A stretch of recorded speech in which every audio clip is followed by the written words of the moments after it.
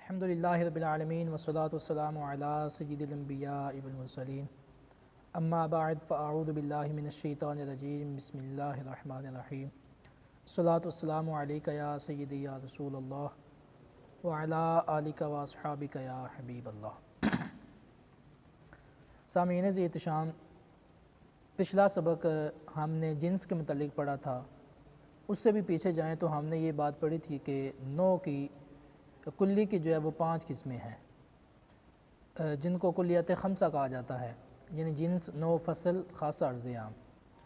تو اس میں سے ہم نے نوع کی بحث کو بھی پڑھ لیا تھا، اس کے بعد جنس کی بحث کو بھی ہم نے پڑھا تھا۔ نوع میں ہم نے یہ پڑھا تھا کہ نوع کہتے کسے ہیں، اس کی تعریف بیان کی تھی۔ اس کے بعد نوع اضافی، نوع حقیقی، اس کی 2 قسمیں نوع کی بیان کی ہیں، اور ان دونوں کے مابین جو ہے وہ نسبت جو تھی اس کو بھی بیان کیا۔ اس کے بعد جنس کی بحث کو ہم نے پڑھا تھا کہ جنس کس کو کہتے ہیں۔ تو جنس کو بھی جو ہے وہ ہم نے بیان کیا تھا کہ جنس کی جو ہے وہ ترتیب کے لحاظ سے جو اقسام بنتی ہیں، جنس عالی، سافل، متوسط، اس لحاظ سے جو بھی ہم نے اس کے متعلق بحث پڑھی تھی۔ آج کا جو سبق ہے اس میں ہم پڑھیں گے کہ اجناس عالیہ یہ کیا چیزیں ہیں۔ جنس میں ہم نے جو پڑھا تھا کہ سب سے جو اوپر آتی ہے وہ ہے جنس عالی، سب سے نیچے آتی ہے جنس سافل۔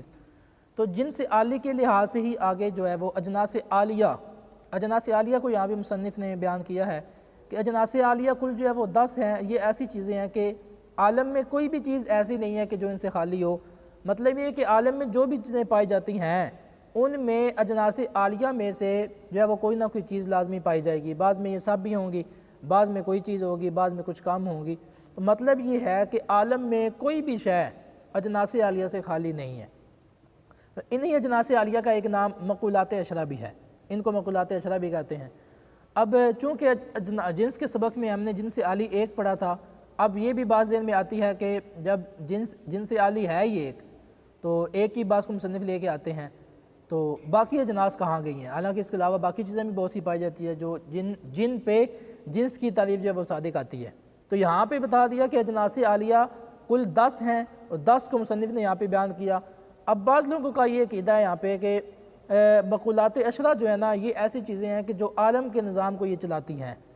معاذ اللہ، ان کا یہ بھی عقیدہ ہے کہ اللہ تعالیٰ کی ذات موجود نہیں ہے، بلکہ عالم کا نظام یہ مقولات عشرہ اجناس عالیہ ہی ہیں جن کی بنا پہ یہ عالم کا نظام خود بخود چلتا ہے، یہ اجناس عالیہ کے ذریعے یہ نظام چلتا ہے۔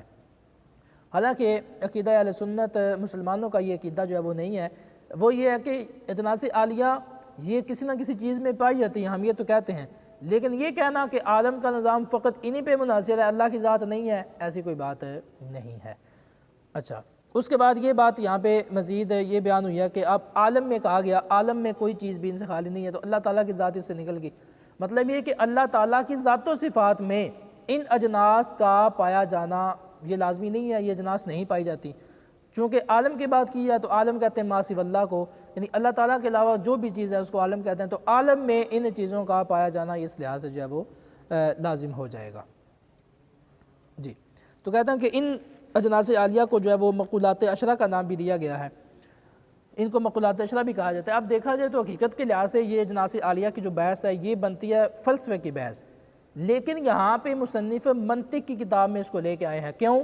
کیونکہ ان کا اجناس عالیہ کا منطق کے ساتھ بھی کچھ نہ کچھ تعلق ہے، اور طالب علم کو جو ہے یہ چیز بتائی جاتی ہیں اس کتاب سے ہی، تاکہ اس کے بعد جو وہ فلسفہ پڑھے گا تو اس کو کچھ نہ کچھ پتہ چل جائے کہ اجناس عالیہ ہم پیچھے منطق میں پڑھ کے آئے تھے، یہاں بھی وہی چیزیں بیان ہوئی ہیں۔ تو یہاں اس وجہ سے جو ہے وہ منطق میں بھی ان کو بیان کیا گیا۔ فرماتے ہیں کہ اجناس عالیہ جو ہے وہ کل 10 ہیں، ان میں سے پہلی جوہر ہے، باقی جو 9 ہیں وہ عرضی چیزیں ہیں۔ جوہر کا مطلب یہ ہے کہ جو قائم بذات ہی ہو، پیچھے بھی ہم پڑھ کے آ چکے ہیں، اور عرضیات کا مطلب یہ ہوتا ہے کہ جو قائم بذات ہی تو نہ ہوں بلکہ وہ اپنے قائم ہونے میں کسی کا محتاج ہوں۔ تو جو باقی 9 چیزیں ہیں یہ اپنے قائم ہونے میں کسی کا محتاج ہوں گی۔ وہ باقی 9 چیزیں کون کون سی ہیں؟ ان میں سے کہتی ہیں پہلی وہ چیز ہے، جوہر پہلے بیان کیا کہ وہ جو موجود ہو لا فی موضوع، کسی محل میں موجود نہ ہو۔ مطلب یہ کہ قائم بذات ہی ہو، اس کا کسی محل میں پایا جانا یہ لازمی نہ ہو، وہ خود بخود قائم ہو سکتا ہو، اپنے قائم ہونے میں وہ کسی کا محتاج نہ ہو۔ اس کے بعد بیان کیا جیسے اس کی مثال اجسام کی مثال دے دی، جیسے جسم ہوتا ہے یہ قائم بذات ہی ہوتا ہے۔ اب یہ کسی محل میں بھی یہ لازمی نہیں کہ اسی جگہ میں پایا جائے، بلکہ یہ کسی جگہ پہ بھی پایا جا سکتا ہے۔ باقی جو مقولات ہیں وہ کل 9 ہیں، ان میں سے پہلی ہے کم۔ کم جیسے ایک کسی چیز کی مقدار ہوتی ہے، حاشیے میں ہم دیکھیں تو اس کی مصنف نے جو ہے وہ تعریف بھی بیان کیا ہے کہ کم کہتے کسے ہیں؟ کم وہ عدد ہوتا ہے کہ جو تقسیم اور تجزی کو لذات ہی قبول کرے، تقسیم اور تجزی کو لذات ہی قبول کرتا ہے، اس کو کہتے ہیں کم۔ مطلب مقدار کسی چیز کی بھی، جیسے آپ گندم کی مقدار لے لیں، آپ گندم کلو 2 کلو، اب یہ یہاں پہ تجزی اور تقسیم کو اس نے قبول کیا ہے، مطلب یہ کہ اس میں تقسیم ہو سکتی ہے۔ اس کے بعد جو ہے وہ کیف کو بیان کیا۔ کیف کی مثال جیسے انہوں نے نیچے اس کی تعریف بھی بیان کیا، کہتے ہیں کیف وہ چیز ہے جو تقسیم کو قبول نہیں کرتا۔ کم جس میں تقسیم کو قبول جس نے کیا، کیف جو تقسیم کو قبول نہیں کرتا۔ جیسے خوبصورتی کسی میں ہوتی ہیں، ہم کہتے ہیں اب اس میں تقسیم نہیں ہو سکتی، اس میں تقسیم کو قبول نہیں کیا، مطلب یہ کہ یہاں پہ ہے یہاں نہیں ہے، اتنی نہیں ہے۔ جس کو خوبصورتی میسر ہوتی ہے اس میں ہے، جس میں نہیں ہے اس میں نہیں ہے۔ تو اس میں یہ ایسی چیز ہے کہ جس میں تقسیم کو قبولیت نہیں ہے۔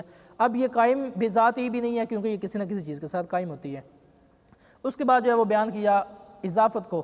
اضافت کا مطلب یہ ہوتا ہے کہ وہ چیز ہے، وہ حیت جو شے کو غیر کی طرف نسبت کرنے کے لحاظ سے لازم ہوتی ہے۔ اضافت جیسے ابوت بنوت، باپ کی نسبت بیٹے کی طرف، بیٹے کی باپ کی طرف، اس کو اضافت کہنے۔ عین کا مطلب ہوتا ہے کہ جیسے ہم یہ استعمال ہوتا ہے، عین کہتے ہیں کہاں پہ، عین کہتے ہیں یعنی کہاں پہ یہ چیز جو ہے وہ لازم ہوئی ہے، وہ حیت ہے جو شے کو کسی مکان میں پائے جانے کے سبب سے حاصل ہو، جیسے آئینہ زید کہاں پہ ہے۔ اس کے بعد ملک ہے۔ ملک کا مطلب یہ ہوتا ہے کہ جیسے ملکیت کا ہونا، کسی چیز کا اس حیثیت سے ہونا کہ وہ اس کو اپنے احاطے میں لیے ہو، جیسے امامہ پہنا ہوا ہے تو اس نے سر کو اپنے احاطے میں لیا ہوا ہے، گویا اس کی ملکیت ہے سر پہ۔ ایسے جو مالک ہوتا ہے، جو بادشاہ ہوتا ہے، اس کا مطلب یہ ہے کہ اس نے اتنی جگہ کو اپنے احاطے میں لیا ہوتا ہے۔ اس کے بعد ہے فعل۔ اب فعل جو ہے اس کا مطلب یہ ہوتا ہے کہ وہ حیت ہے جو شے کو کسی میں اثر انداز ہونے کے سبب سے حاصل ہو، جیسے کاتب کا لکھنا، کاتب لکھے گا تو مطلب یہ ہے کہ اب لکھنے والا جو ہے وہ اس کو یہ چیز حاصل ہو گئی ہے۔ داہی کنسا ہے تو اس کو یہ چیز حاصل ہو گیا، کوئی بھی کام کسی نے کیا اس کو وہ اس چیز نے، اس کے کام نے اس میں اثر انداز کیا، اثر انداز یہ ہوا۔ اس کے بعد انفعال۔ انفعال کا مطلب یہ ہے کہ جس پہ کام کیا نا اس پہ اس چیز کا اثر کو قبول بھی کر لینا، جیسے ہم نے لکھا ہے تو لکھنے کو اثر کا قبول کر لینا، ہم نے کسی چیز کو مارا ہے تو اس کا اثر کو قبول کر لینا، ہم نے کوئی چیز کاٹی ہے تو اس چیز کا، اس کاٹنے والے فعل کو قبول کر لینا، تو اس کو یہ انفعال کہتے ہیں۔ اس کے بعد ہے متاع۔ متاع کا مطلب جو ہے وہ یہ ہوتا ہے کہ وہ حیت جو کسی شے کو حاصل ہو کسی زمانے میں پائے جانے کے لحاظ سے، جیسے متاع کوئی بھی مثال ہے، چھٹی کب ہوگی، یہ چیز کب ہوگی، متی الساعہ قیامت کب واقع ہوگی۔ اس کے بعد ہے وضع۔ وضع کا مطلب یہ ہوتا ہے کہ وہ حیت جو جسم کو اس کے باہمی اجزاء کے اتصال و انفصال سے حاصل ہوتی ہے، اس کو وضع کہتے ہیں۔ جیسے اس کی آپ جو ہے وہ کوئی بھی مثال لے سکتے ہیں، کھڑے ہونے سے بیٹھنے کی جو حیت حاصل ہوتی ہے اور کھڑے ہونے سے کھڑے ہونے کی جو حیت حاصل ہوتی ہے، اس کو وضع کہتے ہیں۔ اور اس تمام کو جو ہے وہ مصنف نے نہیں بلکہ اس فارسی شعر نے ان تمام کو جمع کیا ہے، وہ آگے مصنف نے بیان کیا ہے۔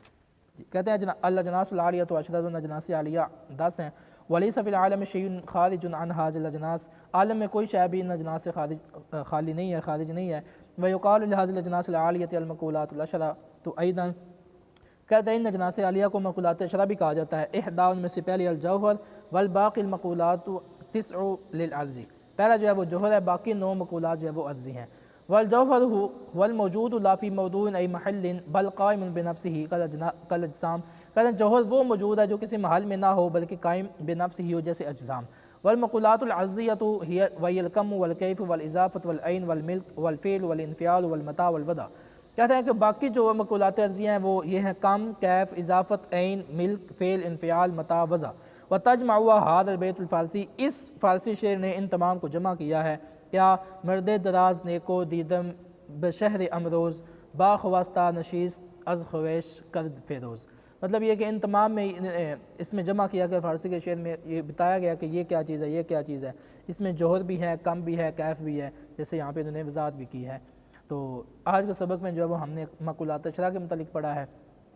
جو کل کا سبق ہوگا اس میں ہم جیسے پیچھے ہم نے اجناس کی ترتیب پڑھی ہے، ایسے ہی ہم انواع کی یہاں پہ 9 کی جو ہے وہ ترتیب کے لحاظ سے قسم پڑھیں گے۔ اللہ تعالیٰ سے دعا ہے کہ کتاب کو اچھے انداز سے سمجھنے کی توفیق عطا فرمائے۔ آمین بجاہ النبی الامین صلی اللہ تعالیٰ علیہ وسلم۔